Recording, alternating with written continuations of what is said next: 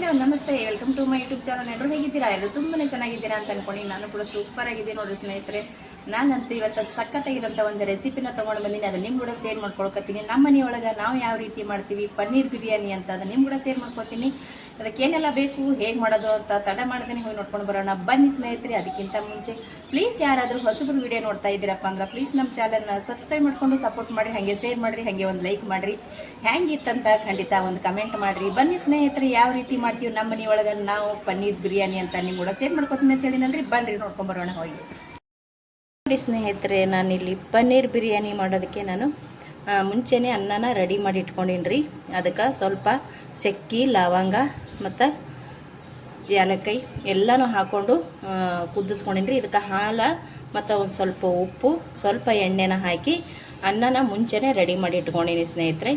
ಈ ಪನ್ನೀರ್ ಬಿರಿಯಾನಿ ಮಾಡೋದಕ್ಕೆ ಮಾಡಿಟ್ಟಿರುವಂಥ ಅನ್ನದಿಂದನೂ ಕೂಡ ಮಾಡ್ಕೋಬೋದು, ಮುಂಚೆನೇ ರೆಡಿ ಮಾಡಿಕೊಂಡು, ಅಥವಾ ಡೈರೆಕ್ಟ್ರಾಗಿ ಅನ್ನದೊಟ್ಟಿಗೆ ಮಾಡ್ಕೋಬೋದು. ನಿಮಗೆ ಹೆಂಗೆ ಇದು ಅನಿಸುತ್ತೋ ಆ ರೀತಿ ಮಾಡ್ಕೋಬೋದು ರೀ. ಇಲ್ಲಿ ನಾನಂತೂ ಮುಂಚೆನೇ ಅನ್ನ ಮಾಡಿ ತೊಗೊಂಡಿದ್ದೀನಿ. ಆ ಅನ್ನಕ್ಕೆ ಚಕ್ಕಿ, ಲವಂಗ ಮತ್ತು ಪಲಾವ್ ಎಲೆ ಅಂತೇಳಿ ಬರುತ್ತೆ ನೋಡಿರಿ ಉದ್ದಕ್ಕೆ, ಆ ಪಲಾವ್ ಎಲೆ ಅದು ಹಾಕ್ಕೊಂಡೆ ಅಂದ್ರೆ ತುಂಬ ಚೆನ್ನಾಗಿ ಘಮ ಬರುತ್ತೆ. ಮುಂಚೆನೇ ಹಾಕ್ಕೊಂಡು ಕುದಿಸ್ಕೊಂಡು ತೊಗೊಂಡಿನಿ. ಸ್ವಲ್ಪ ಹಾಲು ಹಾಕ್ಕೊಂಡೀನಿ ರೀ. ಅದಕ್ಕೆ ಏನೆಲ್ಲ ತೊಗೊಂಡಿನಪ್ಪ ಅಂತಂದ್ರೆ, ಇಲ್ಲಿ ದಪ್ಪ ಸೈಜಿಂದು ಈರುಳ್ಳಿನ ಕಟ್ ಮಾಡಿ ಇಟ್ಕೊಂಡಿನಿ. ಒಂದು ಟೊಮೊಟೊ ತೊಗೊಂಡಿನಿ ರೀ. ಇಲ್ಲಿ ಹೂಕೋಸು ತೊಗೊಂಡಿನಿ ನೋಡಿರಿ. ಇದು ಒಂದು ಸ್ವಲ್ಪ ಹೂಕೋಸು ಕಟ್ ಮಾಡ್ಕೊಂಡೀನಿ. ಇಲ್ಲಿ ಒಂದು ಕ್ಯಾರೆಟ್ ಕಟ್ ಮಾಡ್ಕೊಂಡೀನಿ. ಇಲ್ಲಿ ಹಸಿ ಮೆಣಸಿಕಾಯಿ ಸಣ್ಣದಾಗೆ ಕಟ್ ಮಾಡಿ ಇಟ್ಕೊಂಡಿನಿ ನೋಡಿರಿ. ತಿಂತಾ ಇರಬೇಕಾದ್ರೂ ಸ್ವಲ್ಪ ಸಣ್ಣಗಿತ್ತಂದ್ರೆ ತಿನ್ಬೋದಲ್ರಿ, ದೊಡ್ಡದಿದ್ರೆ ಎತ್ತಿಟ್ಬಿಡ್ತೀವಿ. ಇಲ್ಲಿ ಕೊತ್ತಂಬರಿ ಸೊಪ್ಪು ಮತ್ತು ಇಲ್ಲಿ ಹಸಿ ಅಲ್ಲ ಬೆಳ್ಳುಳ್ಳಿ ಜಜ್ಜಿ ತೊಗೊಂಡಿದ್ದೀನಿ ನೋಡಿರಿ.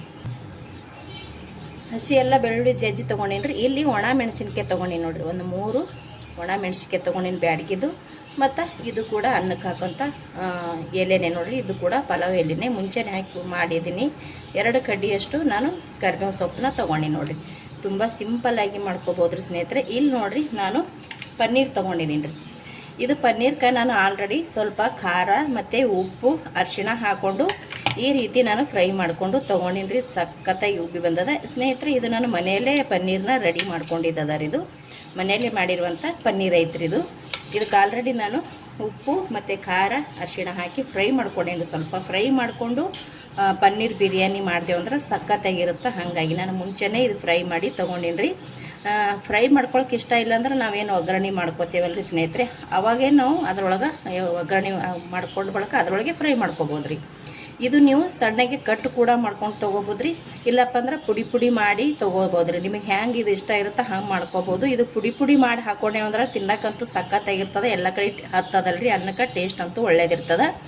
ಇದು ನಾನು ಕಟ್ ಮಾಡ್ಕೊಳ್ಳೋಮಂತ ರೀ. ನೋಡಿರಿ, ನಾನು ಈ ರೀತಿ ಕಟ್ ಮಾಡ್ಕೊಂಡಿದ್ದೀನಿ ರೀ. ಚೆನ್ನಾಗಿ ಈ ರೀತಿ ಕಟ್ ಮಾಡ್ಕೊಂಡೇನಿ ರೀ ಸ್ನೇಹಿತರೆ. ನಿಮ್ಗೆ ಕಟ್ ಮಾಡ್ಕೊಳಕ್ಕೆ ಇಷ್ಟ ಇಲ್ಲಾಂದ್ರೆ ನೀವು ಈ ರೀತಿ ಪುಡಿ ಮಾಡಿ ಕೂಡ ಹಾಕೋರಿ, ಅದನ್ನು ಕೂಡ ಚೆನ್ನಾಗಿರುತ್ತೆ ತಿನ್ನಕ್ಕಂತೂ. ಇಲ್ಲಿ ನಾನು ಸ್ವಲ್ಪ ಕಟ್ ಮಾಡ್ಕೊಂಡಿನಿ, ಯಾಕಂದ್ರೆ ನಮ್ಮ ಮಕ್ಕಳಿಗೆ ಇದೇ ರೀತಿ ಹಾಕಿದ್ರೆ ಭಾಳ ಇಷ್ಟ ರೀ ಅವರಿಗೆ. ಹಾಗಾಗಿ ನಾನು ಇಲ್ಲಿ ಕಟ್ ಮಾಡ್ಕೊಂಡಿನಿ. ಇವಾಗ ಸಿಂಪಲ್ಲಾಗಿ ಒಗ್ಗರಣೆ ಮಾಡ್ಕೊಳಕ್ಕೆ ಬರ್ರಿ. ನೋಡಿರಿ ಸ್ನೇಹಿತರೆ, ನಾನು ಗ್ಯಾಸ್ ಹಚ್ಚಿ ಒಂದು ಕಡಾಯಿ ಇಟ್ಕೊಂಡು ಅದಕ್ಕೆ ಎಣ್ಣೆ ಕೂಡ ಹಾಕ್ಕೊಂಡೇನಿ ರೀ ಸ್ನೇಹಿತರೆ. ಇವಾಗ ಅದಕ್ಕೆ ನಾನು ಹಸಿ ಅಲ್ಲ ಮತ್ತು ಬೆಳ್ಳುಳ್ಳಿ ಜಜ್ಜಿ ಇಟ್ಕೊಂಡಿದ್ದು ನೋಡಿರಿ. ಫಸ್ಟ್ ಇದನ್ನೇ ಹಾಕೋತೀನಿ.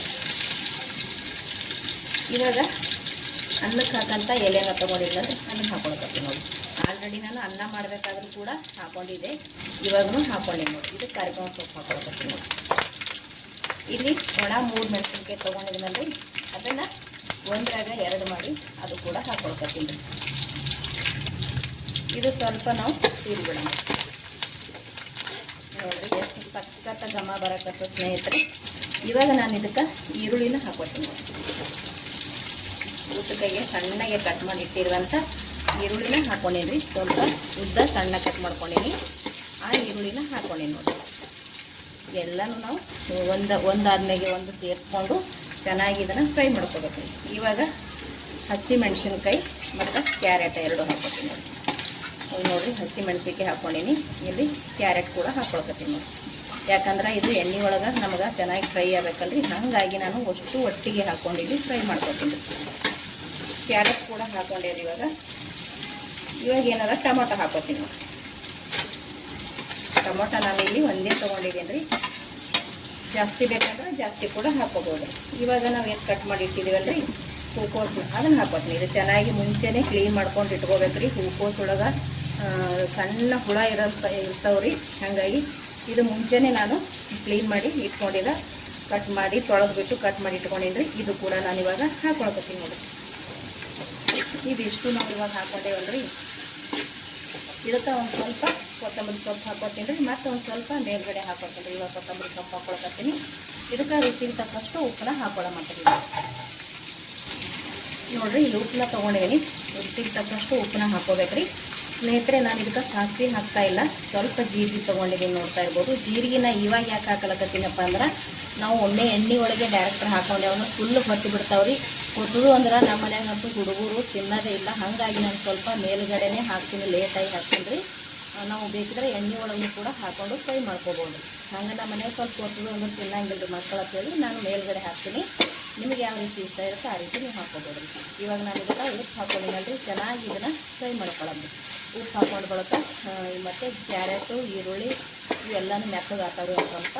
ಯಾಕಂದ್ರೆ ಹಸಿದೇ ಅದಲ್ರಿ, ಹಾಗಾಗಿ ಸ್ವಲ್ಪ ಮೆತ್ತ ಮಾಡ್ಕೋಬೇಕಲ್ರಿ. ಹಾಗಾಗಿ ನಾನು ಇದನ್ನು ಮೆತ್ತಗೆ ಮಾಡ್ಕೊತೀನಿ. ಇವಾಗ ಇದಕ್ಕೆ ಪನ್ನೀರನ್ನ ಸೇರಿಸುವ ಅವಶ್ಯಕತೆ ಇಲ್ಲ. ಇದಿಷ್ಟು ಕಂಪ್ಲೀಟಾಗಿ ನಮಗೆ ಮೆತ್ತಗಾದ ನಂತರ ಪನ್ನೀರನ್ನ ಹಾಕೊಳ್ಳೋದು. ಯಾಕಪ್ಪ ಅಂದರೆ ಪನ್ನೀರ ನಾವು ಮುಂಚೆನೇ ಆಲ್ರೆಡಿ ಅದನ್ನು ಫ್ರೈ ಮಾಡ್ಕೊಂಡು ತೊಗೊಂಡಿನಲ್ರಿ. ಇವಾಗೇನು ಜಾಸ್ತಿ ಫ್ರೈ ಮಾಡೋ ಅವಶ್ಯಕತೆ ಇಲ್ಲ. ಅದನ್ನು ನಾವು ಒಂದು ವೇಳೆ ಫ್ರೈ ಮಾಡಲಾಗೆ ತೊಗೊಂಡಿವಿ ಅಂದ್ರೆ ಇವಾಗನೇ ಸೇರಿಸ್ಬೇಕಿತ್ತು. ಅದನ್ನು ಕೂಡ ಫ್ರೈ ಆಗ್ತಿತ್ತು ರೀ. ಅದು ಇವಾಗ ಬ್ಯಾಡ್ರಿ, ನಾನು ಮುಂಚೆ ಮಾಡಿಲ್ಲಂದ್ರೆ ಹಾಗಾಗಿ ನಾನು ಹಾಕ್ತಾಯಿಲ್ಲ. ಇದು ಚೆನ್ನಾಗಿ ಫ್ರೈ ಆದ ನಂತರನೇ ನಾನು ಪನ್ನೀರನ್ನ ಸೇರಿಸ್ಕೊತೀನಿ. ಇದು ಇವಾಗ ನಾನು ಕಂಪ್ಲೀಟಾಗಿ ಮೆತ್ತ ಮಾಡಿ ತೊಗೋತೀನಿ ನೋಡಿರಿ ಸ್ನೇಹಿತರೆ. ಇವಾಗ ಇದು ಕಂಪ್ಲೀಟಾಗಿ ನಾವು ಇದನ್ನು ಮೆತ್ತಗೆ ಮಾಡ್ಕೊಂಡೇವ್ರಿ. ಇದಕ್ಕೆ ಸ್ವಲ್ಪ ಅರಿಶಿಣ ಹಾಕೋತೀನಿ ರೀ. ಇವಾಗ ಉಪ್ಪಂತೂ ಆಲ್ರೆಡಿ ಹಾಕ್ಕೊಂಡೀನಿ ರೀ ನಾನು ಮೆತ್ತಗಾಲಿ ಅಂದ್ಬಿಟ್ಟು. ಅನ್ನಕ್ಕೂ ಕೂಡ ಹಾಕ್ಕೊಂಡೀನಿ. ಇಲ್ಲಿ ಇದಕ್ಕೆ ಎಷ್ಟು ಹತ್ತುತ್ತಾ ಒಗ್ಗರಣೆಗೆ ಅದಕ್ಕೂ ನೋಡ್ಕೊಂಡು ಹಾಕ್ಕೊಂಡೀನಿ ರೀ. ಯಾಕಂದ್ರೆ ನೋಡ್ಕೊಂಡೇ ಹಾಕೋಬೇಕ್ರಿ. ಉಪ್ಪು ಜಾಸ್ತಿ ಅದ್ರ ಚೆನ್ನಾಗಿರಂಗಿಲ್ಲ. ಇವಾಗ ಇದಕ್ಕೆ ಸ್ವಲ್ಪ ಖಾರ ಹಾಕೋತೀನಿ ನೋಡಿರಿ. ಇಲ್ಲಿ ನಾನು ಸ್ವಲ್ಪ ಖಾರ ಹಾಕ್ಕೊಂಡೆ, ಸ್ವಲ್ಪ ಹಾಕ್ಕೊಂಡಿನಿ, ಜಾಸ್ತಿ ಇಲ್ರಿ. ನಿಮ್ಗೆ ಜಾಸ್ತಿ ಬೇಕಂದ್ರೆ ಜಾಸ್ತಿ ಹಾಕೊಳ್ಳಿ. ಯಾಕಂದ್ರೆ ಹಸಿಮೆಣ್ಸಿಕಾಯಿ ಕೂಡ ಹಾಕ್ಕೊಂಡಿನಲ್ರಿ. ಹಾಗಾಗಿ ನಾನಿಲ್ಲಿ ಸ್ವಲ್ಪ ಖಾರನೂ ಕೂಡ ಹಾಕ್ಕೊಂಡಿನಿ. ಇವಾಗ ಇದಕ್ಕೆ ಪನ್ನೀರನ್ನ ಸೇರ್ಸೋಣ. ಮುಂಚೆನೆ ಮಾಡಿ ರೆಡಿ ಮಾಡಿ ಇಟ್ಟಿರುವಂಥ ಈ ಪನ್ನೀರನ್ನ ಸೇರಿಸ್ತೀನಿ.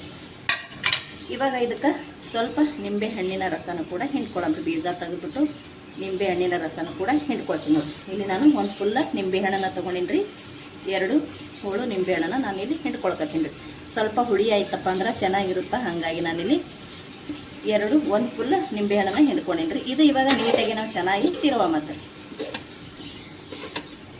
ನೋಡಿರಿ. ಈ ರೀತಿ ಪನ್ನೀರನ್ನ ಹಾಕ್ಕೊಂಡು ಚೆನ್ನಾಗಿ ಇದನ್ನು ಈ ರೀತಿ ತಿರುವಿ ತೊಗೊಂಡು ಇದು ಇವಾಗ ನಮಗೆ ಕಂಪ್ಲೀಟಾಗಿ ರೆಡಿ ಆಯಿತು ನೋಡಿರಿ ಸ್ನೇಹಿತರೆ. ತುಂಬ ಸಿಂಪಲಾಗಿ ಮಾಡ್ಕೋಬೋದು. ಮುಂಚೆನೇ ಅನ್ನ ರೆಡಿ ಮಾಡಿ ಇಟ್ಕೊಂಡು ಮಾಡ್ಕೋಬೋದು. ಇವಾಗ ನಾನು ಅನ್ನ ತೊಗೊಂಡಿನಿ ನೋಡಿರಿ. ಮುಂಚೆನೇ ಮಾಡಿ ಸ್ವಲ್ಪ ಅನ್ನ ಜಾಸ್ತಿ ತೊಗೊಂಡಿನಿ ರೀ ನಾನು. ಯಾಕಂದ್ರೆ ನಮ್ಮ ಮನ್ಯಾಗ ತುಂಬ ಇಷ್ಟಪಡ್ತಾರೆ ಮಕ್ಕಳು. ಹಾಗಾಗಿ ನಾನು ಅನ್ನನ ಸ್ವಲ್ಪ ಜಾಸ್ತಿ ತೊಗೊಂಡಿದ್ದೀನಿ. ಪನ್ನೀರ ಇಲ್ಲಿ ಸ್ವಲ್ಪ ತೊಗೊಂಡಿನಿ ರೀ. ಯಾಕಂದ್ರೆ ಪನ್ನೀರ್ ಅಷ್ಟೇ ಇತ್ತು, ಹಾಗಾಗಿ ನಾನು ಅಷ್ಟೇ ತೊಗೊಂಡಿನಿ. ಮಾಡಕತ್ತಿದ್ದ ತುಂಬ ಚೆನ್ನಾಗಾಗುತ್ತೆ ರೀ. ಟೇಸ್ಟ್ ಆಗಿ ಎಷ್ಟೋ ಬಾರಿ ಮಾಡಿ ತಿಂತಿದ್ದೀವಿ. ಅದಕ್ಕೆ ನಿಮ್ಮ ಕೂಡ ಸೇರ್ ಮಾಡ್ಕೋಬೇಕು ಅನ್ನಿಸ್ತು. ಹಾಗೆ ಸೇರ್ ಕೂಡ ಮಾಡ್ಕೊಳ್ಕತ್ತೀನಿ. ಇವಾಗ ನೋಡಿರಿ, ನಾನು ಇಲ್ಲಿ ಅನ್ನನೂ ಮುಂಚೆನೂ ನಾನು ಆರ್ಲಿಕ್ಬೇಕಂತೇಳಿ ಒಂದು ಪಾತ್ರೆ ಒಳಗೆ ಹಾಕಿಟ್ಟಿದ್ದೆ ರೀ. ಇವಾಗ ಇದು ಕಂಪ್ಲೀಟಾಗಿ ತಣ್ಣಗಾಗೈತಿ ಸ್ನೇಹಿತರೆ. ಇದು ರೆಡಿ ಮಾಡಿ ಇಟ್ಟಿರುವಂಥ ಅನ್ನ ಇರುತ್ತಲ್ರಿ, ಇದು ತುಂಬ ಹೊತ್ತು ನಾವು ಬೇಯಿಸ್ಕೊಳಕ್ಕೆ ಹೋಗ್ಬಾರ್ದು. ಇವಾಗ ಚೆನ್ನಾಗಿ ಮಿಕ್ಸ್ ಆಗೋ ತನಕ ನಾವು ಇದನ್ನು ತಿರುಗಿದ್ರೆ ಸಾಕ್ರಿ.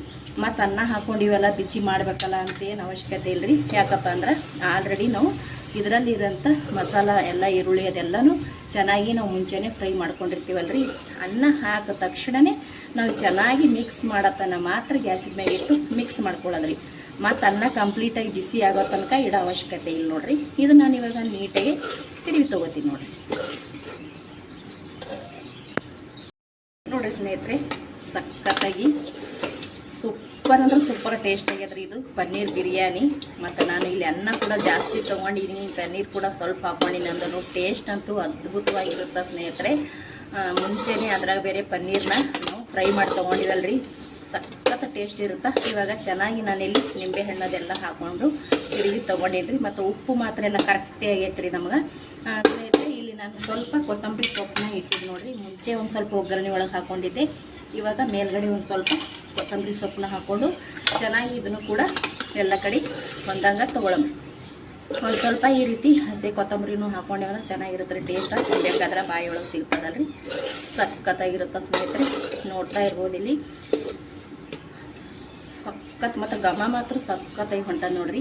ರೆಡಿ ಐತಿ ನೋಡ್ರಿ ಪನ್ನೀರ್ ಬಿರಿಯಾನಿ. ತುಂಬ ಸಿಂಪಲಾಗಿ ಮಾಡ್ಕೋಬೋದು, ಬೇಗ ಮಾಡ್ಕೋಬೋದು. ಯಾರೇ ಮನೆಗೆ ನೆಂಟರು ಬಂದ್ರಾದ್ರೆ ಈ ರೀತಿ ಮಾಡಿಕೊಟ್ರೆ ಅವರು ಕೂಡ ತುಂಬಾ ಖುಷಿ ಪಡ್ತಾರೆ ನೋಡ್ರಿ. ಸಖತ್ತಾಗ್ಯದ್ರಿ ಟೇಸ್ಟ್ ಮಾತ್ರ ಸ್ನೇಹಿತರೆ. ಇದು ಇವಾಗ ರೆಡಿ ಐತ್ರಿ. ನಾನು ಗ್ಯಾಸ್ನ ಬಂದ್ ಮಾಡಿ ಇದನ್ನ ಒಂದು ಪ್ಲೇಟಿಗೆ ಸರ್ವ್ ಮಾಡ್ಕೊಳ್ಳೋಮ್ರಿ. ನೋಡ್ರಿ ಸ್ನೇಹಿತರೆ, ನಾನು ಇಲ್ಲೊಂದು ಪ್ಲೇಟ್ನ ತೊಗೊಂಡಿದ್ದೀನಿ. ಇವಾಗ ರೆಡಿ ಮಾಡಿರುವಂಥ ಪನ್ನೀರ ಪ್ಲೇಟ್ ಒಳಗೆ ಹಾಕೊಳಕತ್ತೀನಿ ನೋಡ್ರಿ ಸ್ನೇಹಿತರೆ. ತುಂಬ ಚೆನ್ನಾಗಿ ಟೇಸ್ಟ್ ಅಂತೂ ಅದ್ಭುತ. ಬಿಸಿ ಇದಾದರೂ ತಿನ್ನಿರಿ, ಫುಲ್ ತಣ್ಣಗಾದ್ಮೇಗಾದರೂ ತಿನ್ನಿರಿ, ಹ್ಯಾಂಗೆ ತಿಂದ್ರೂ ಕೂಡ ಸಖತ್ತಾಗಿರುತ್ತೆ ಮಾತ್ರ ಟೇಸ್ಟ್ ನೋಡ್ರಿ. ಇವಾಗ ನಾನಿಲ್ಲಿ ಪ್ಲೇಟಿಗೆ ಹಾಕೋತೀನಿ ನೋಡ್ರಿ. ರೆಡಿ ಆಯ್ತು ನೋಡ್ರಿ ಸ್ನೇಹಿತರೆ, ಸಖತ್ತಾಗಿರೋಂಥ ನಾವು ಮಾಡಿರುವಂಥ ಸಿಂಪಲ್ ಆಗಿರೋಂಥ ಪನ್ನೀರ್ ಬಿರಿಯಾನಿ. ಸಖತ್ ಟೇಸ್ಟ್ ಮಾತ್ರ ನೋಡ್ತಾ ಇರ್ಬೋದು. ಪನ್ನೀರ್ ಬಾಯಲ್ಲಿ ಇಟ್ಟರೆ ಸಾಕು ಕರಗ್ತದೆ ನೋಡ್ರಿ, ಅಷ್ಟು ಸ್ಮೂತ್ ಆಗ್ಯದ ಪನ್ನೀರ್ ಮಾತ್ರ ನೋಡಿ. ಇದು ಸ್ನೇಹಿತರೆ ಮನೆಯಲ್ಲೇ ಮಾಡಿರುವಂಥ ಪನ್ನೀರ್, ಇದು ಹೊರಗಡೆನೇ ತಂದಿದ್ದಲ್ಲ. ನೋಡೋಕ್ಕಷ್ಟೇ ಕಲರ್ಫುಲ್ ಅಲ್ರಿ ಸ್ನೇಹಿತರೆ, ತಿನ್ನೋಕ್ಕೂ ಕೂಡ ತುಂಬಾ ಟೇಸ್ಟಿಯಾಗಿರುತ್ತೆ. ಒಂದ್ಸಲ ಖಂಡಿತ ನೀವು ಕೂಡ ಟ್ರೈ ಮಾಡಿರಿ, ನಿಮ್ಗೆ ಕೂಡ ಇಷ್ಟ ಆಗುತ್ತಾ. ಸೂಪರಾಗಿರೋಂಥ ಪನ್ನೀರ್ ಬಿರಿಯಾನಿ ರೆಡಿ ಆಯ್ತು ನೋಡ್ರಿ. ನಾವು ಮಾಡಿರುವಂಥ ಈ ಪನ್ನೀರ್ ಬಿರಿಯಾನಿ ನಿಮ್ಗೆ ಇಷ್ಟ ಆಗಿತ್ತಪ್ಪ ಅಂದ್ರೆ ಸ್ನೇಹಿತರೆ ಪ್ಲೀಸ್ ಒಂದು ಲೈಕ್ ಮಾಡಿರಿ. ಹೊಸಬ್ರು ಯಾರಾದರೂ ವಿಡಿಯೋ ನೋಡ್ತಾ ಇದ್ದೀರಪ್ಪ ಅಂದ್ರೆ ಪ್ಲೀಸ್ ನಮ್ಮ ಚಾನಲ್ನ ಸಬ್ಸ್ಕ್ರೈಬ್ ಮಾಡಿಕೊಂಡು ಸಪೋರ್ಟ್ ಮಾಡಿರಿ. ಹಾಗೆ ಒಂದು ಶೇರ್ ಮಾಡಿರಿ, ಹಾಗೆ ಒಂದು ಕಮೆಂಟ್ ಮಾಡಿರಿ, ಹಾಗೆ ಒಂದು ಲೈಕ್ ಮಾಡಿರಿ.